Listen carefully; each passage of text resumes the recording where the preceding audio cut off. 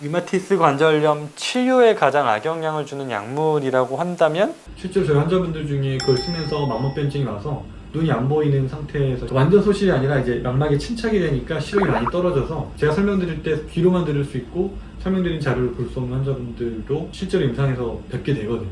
생물학적 제제를 썼던 분들 중에 제일 어려웠던 케이스, 저희가 이 면역계 정상화라는 과정이 되면 면역 반응이 저희가 예상한 범위 안에서 일어나야 되는데 생물학적 제제를 썼다가 오셨던 분들은 그게 예측이 안 될 때가 많아요.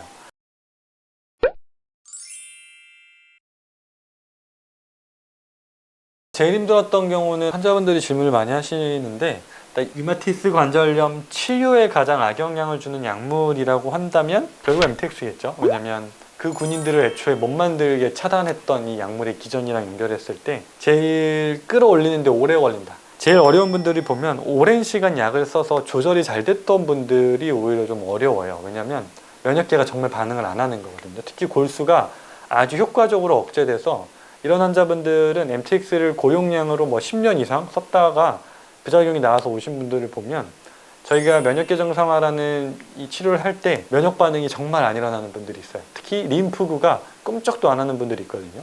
6개월 치료를 해도 림프가 안 움직여요. 그런 분들을 보면 주로 MTX를 오래 써왔던 분들인데, MTX가 나빠서가 아니라 MTX가 타겟을 한 게 골수인데 그게 아주 잘 작용했던 케이스인 거죠. 그런 분들이 저희가 원하는 면역계 정상화라는 과정에서는 제일 힘든 분들인 것 같아요. 의외로 설파살라진이나 하이드록시클로로킨 같은 경우에는 나타나는 부작용이 셀 때는 세지만 이 자체의 부작용을 대처가 안 되는 정도는 아니다. 이 면역세포들이 재생될 수 있는 환경을 조금만 만들어주면 그래도 빨리 재생되는 편인데, 골수가 완전히 셧다운 돼버린 게 오래됐던 분들이 반응이 확실히 좀 느린 것 같다. 그래서 저희가 원하는 면역계 정상화라는 목표에서는 제일 이거랑 부딪히는 약은 MTX, 메토트렉세이트다라고 설명드릴 수 있을 것 같아요. 생물학적 제제를 썼던 분들 중에 제일 어려웠던 케이스, 저희가 이 면역계 정상화라는 과정이 되면 면역 반응이 저희가 예상한 범위 안에서 일어나야 되는데 생물학적 제제를 썼다가 오셨던 분들은 그게 예측이 안 될 때가 많아요. 그러니까 지금 혈액검사상에서 보여주는 염증이나 백혈구 반응 완전히 안정적인데 튀어오른다거나, 반대로 수치가 매우 안 좋은데 오히려 반응이 없어서 좀 제가 이제 걱정이 된다거나, 왜 반응이 없지? 이런 케이스들이 생물학적 제제에서 제일 많아서, 저는 개인적으로 제일 무서운 건, 약물을 썼고 왔던 분들 중에 제일 무서운 건 생물학적 제제까지 쓰고 오셨던 분들이 제일 주의 깊게 좀 보게 되고요. 치료에 악영향을 주는 사례 또 보면 MTX, 메토트렉세이트 같은 경우에는 실제로 의외로 소화기 반응이 강하게 오는 환자분들이 꽤 많아요. 먹으면 계속 장이 막 붓는다, 장 폐색이 온다, 소화기에서 반응이 아예 안 일어난다, 이런 반응들도 많이 있고요. 탈모는 워낙 흔해서 탈모는 방법이 없거든요. MTX 때문에 온 탈모는 대처 방법이 없습니다. 어쩔 수 없는 현상이라 그런 경우가 많이 보죠. 하이드록시클로로킨 같은 항발레아제도 실제로 저희 환자분들 중에 그걸 쓰면서 망막변증이 와서 눈이 안 보이는 상태에서 시력이 소실된, 완전 소실이 아니라 이제 망막에 침착이 되니까 시력이 많이 떨어져서 제가 설명드릴 때 귀로만 들을 수 있고 설명드린 자료를 볼 수 없는 환자분들도 많지는 않지만 실제로 임상에서 뵙게 되거든요.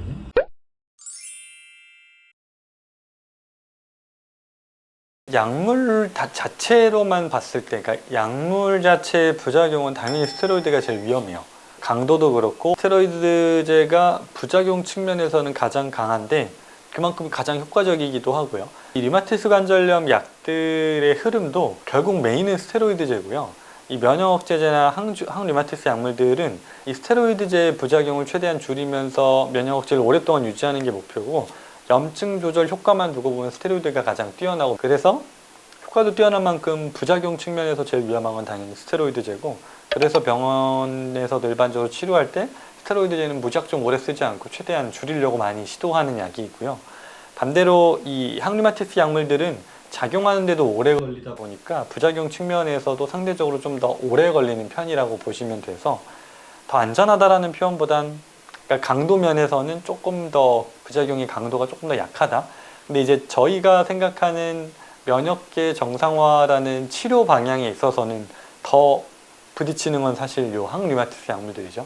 왜냐면 T세포나 B세포 같은 면역세포들을 저희는 정상화시키고 싶은데 걔네들의 옷을 벗기고 무기를 뺏고 활성을 억눌러 놓은 약들이 디마르지라고 불리는 항류마티스 약물들이다 보니까 제일 끊고 싶은 약이라고 물어본다면 디마르지 또는 MTX 같은 이런 약물들이고요. 근데 제일 위험하다라고 하는 거는 약물 자체 부작용은 스테로이드제가 제일 위험성이 높지만 부작용의 가장 안 좋은 케이스를 비교해 봤을 때 제일 안 좋은 건 저는 생물학적 제제라고 생각을 하고 있어요.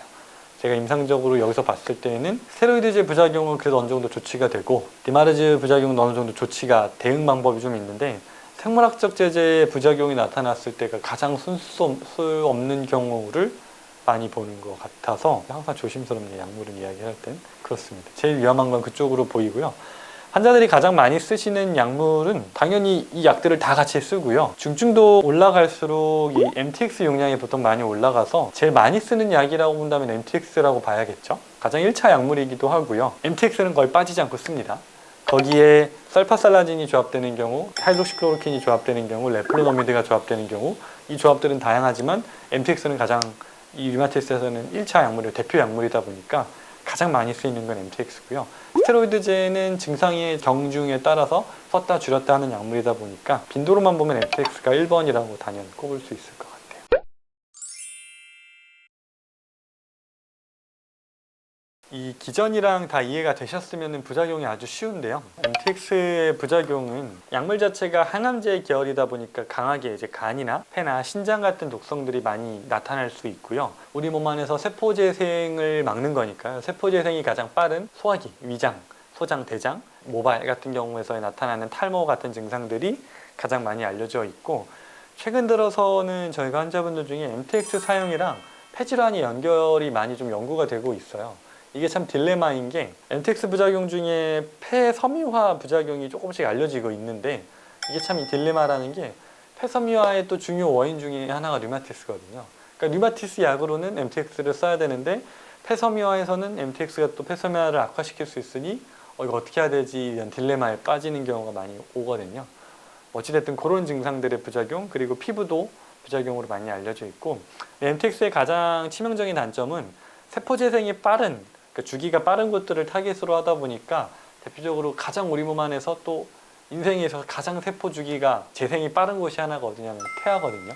그러니까 재생이라는 게 새로운 세포를 만들어내니까 그러다 보니까 이 MTX는 임산부들은 금기죠. 그러니까 류마티스 환자분들이 예를 들면 임신을 준비한다 하면 제일 먼저 끊기 시작하는 게 MTX인데 MTX를 최소 6개월 이상은 중단한 상태에서 임신 준비를 해야 그 약성이 독성이 그래도 좀 빠진 상태에서 임신할 수 있다고 알려져 있어서 최소 6개월을 권장을 드리고 있는 약입니다. 그래서 대표적인 부작용이 만약에 임산부가 임신을 한 줄 모르는 상태에서 MTX를 먹었다면 기형아 발생 확률이 매우 올라가고 아예 유산될 확률도 높고요. 그렇게 이제 보시면 되고요. 그래서 기본적인 타겟이 MTX는 골수였다 보니까 뭐 대표적인 부작용이 그 골수 기능에 떨어진 골수 감소증이죠. 백혈구 수치가 실제로 확 떨어진다거나 혈구의 수치들이 확 떨어지는 이런 부작용을 많이 나타내는 걸로 알려져 있습니다.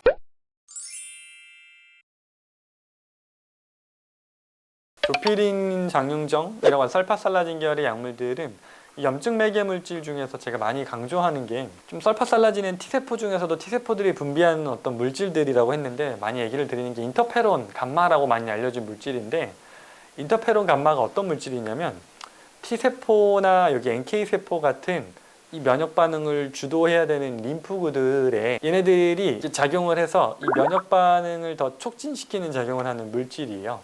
그래서 예를 들면 바이러스가 들어와 그러면 그 바이러스에 대한 신호를 가지고 인터페론 감마 같은 물질들이 T세포나 NK세포를 자극해서 이 바이러스와 싸우는 과정을 증폭시키는 거거든요. 근데 그 물질을 차단하다 보니까 실제로 바이러스에 대한 저항력이 많이 떨어지겠죠. 그리고 또 면역계를 조절한다는 게 인터페론 감마는 대식세포라고 하는 이물질들을 잡아먹는 면역세포들 또 그렇게 잡아먹은 대식세포들이 우리 이런 물질 잡아먹었으니까 앞으로 이런 애들 또 들어오면 더 쉽게 죽이세요 라고 해서 그 물질을 이렇게 항원 제시라 그래서 몸한테 미리 알려줘요. 이런 물질 우리 한번 잡아먹어봤으니 앞으로 올 땐 더 잘 싸우라고. 그걸 항원 제시라고 하는데 그 과정을 주도하는 물질 중에 하나가 인터페론 감마거든요. 그러니까 그걸 차단하니까 그 과정이 떨어지니까 쉽게 말하면 면역세포들이 다음 면역 반응을 하기 위한 공부가 좀 떨어지는 거죠. 습득력이. 그런 부작용이 또 있고 소화기기 불편감은 뭐 가장 흔하고요. 두통, 뭐 피부 반응들, 또 혈액학적 이상이 마찬가지로 나타날 수 있고요. 간독성은 너무 많이 알려져 있어서 그 정도 수치의 변화들이 설파살라진의 부작용이고요.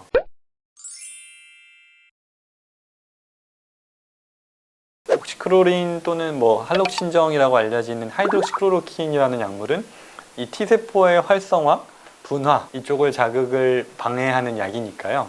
T세포, B세포 같은 림프구들의 기능을 억제하는 약물이다 보니까 이 과정에서 생기는 문제들은 얘네들이 정상적으로 해야 될 역할들을 못했을 때 나타나는 부작용들이 대표적으로 감염 위험이 좀 증가한다거나 피부 같은 것들이 회복되는 것이 좀 지연된다거나 가장 위험하게 많이 알려지기 때문에 암 발생 위험이 좀 증가한다거나 대표적으로 피부암, 림프종 같은 것들의 발생 위험이 증가하는 걸로 많이 알려져 있고 장기 손상 같은 경우에는 신장 간 독성은 가장 많이 알려져 있고요.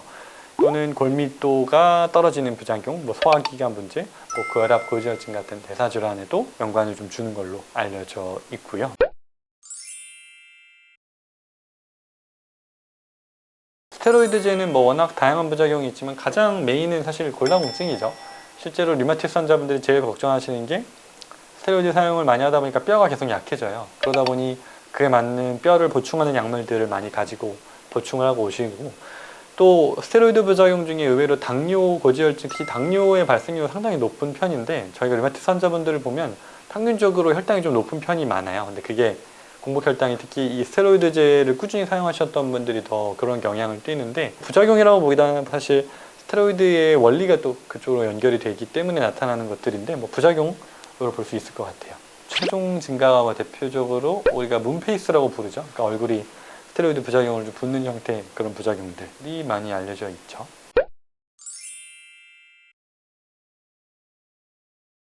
생물학적 제제는 부작용이 조금 아직 이슈가 좀 많던데, 저도 환자분들 보다 보면 생물학적 제제가 제일 좀 어려운 것 같아요. 부작용이 아직까지, 왜냐면 사용하지 기간이 아직 얼마 안 된 약들도 좀 많고, 여기 이 그림에 보시면 여기 무슨 맙이라고 해서 맙 형태로 끝나는 것들이 인플릭시맙이 대표적으로 TNF-알파 억제제의 대표약인데 아달리무맙, 골리무맙, 다 토파시티맙 다 생물학적 제제들이 타겟으로 하는 것들을 여기서 보시면 면역세포를 직접 타겟으로 하는 것들이 아니고요. 마크로파지나 T셀이나 얘네들을 직접 타겟하는 게 아니라 얘네들이 분비하는 어떤 물질들, 그러니까 제가 대화하는 도구라고 설명드렸던 게 T세포가 분비하는 인터루킨, 활성화된 대식세포들이 분비하는 TNF라는 물질, 인터루킨 12, 이런 이 중간 전달 물질들을 차단하는 약물들이 다 생물학적 제제거든요. 그러다 보니까 TNF-알파 억제제, 인터루킨 억제제, 또는 요즘은 이제 B세포 표적 치료제, 요 약도 보통 천포창 환자분들한테 많이 쓰는데, 이런 약물들의 부작용은 주로 보면은 똑같아요. 면역 억제에 대한 부작용이다 보니까 감염 위험 증가, 폐렴, 폐활증 같은 심각한 감염이 발생하기도 하고, 이게 참 딜레마인데, 이 반응 중에 생물학적 제제가 또 다른 자가면역 질환을 유발하는 것도 많이 알려져 있거든요. 대표적으로 TNF-알파 억제제가 루푸스를 좀 유발한다거나, 궤양성 내장염 약이 TNF-알파 억제제가 많은데 루푸스 유사 증후군을 발병을 시킨다거나, 또는 이 TNF라는 용어에서도 나오는데, TNF라는 말 자체가 튜머 네크로시스 팩터, 암을 괴사시키는 종양 괴사인자라는 건데 종양을 괴사시키는 어떤 팩터인 거죠. 이 팩터를 막다 보니까 종양 발생 위험이 실제로 올라간다는 연구들이 이제 많이 있는데, 이거는 조금 아직까지는 좀 컨트로버셜하다고 해요. 그러니까 중추신경계 부작용 빈도는 매우 낮지만 이 PML이라고 하는 이 중추신경계 부작용 사례들도 계속 보고가 되고는 있으니까요. 특히 천포창 같은 좀 중증으로 갔던 자가면역 질환에서 이 리툭시맙이라고 하는 B세포 타겟하는 생물학적 제제들이 이런 부작용을 많이 나타내는 걸로 알려져 있습니다.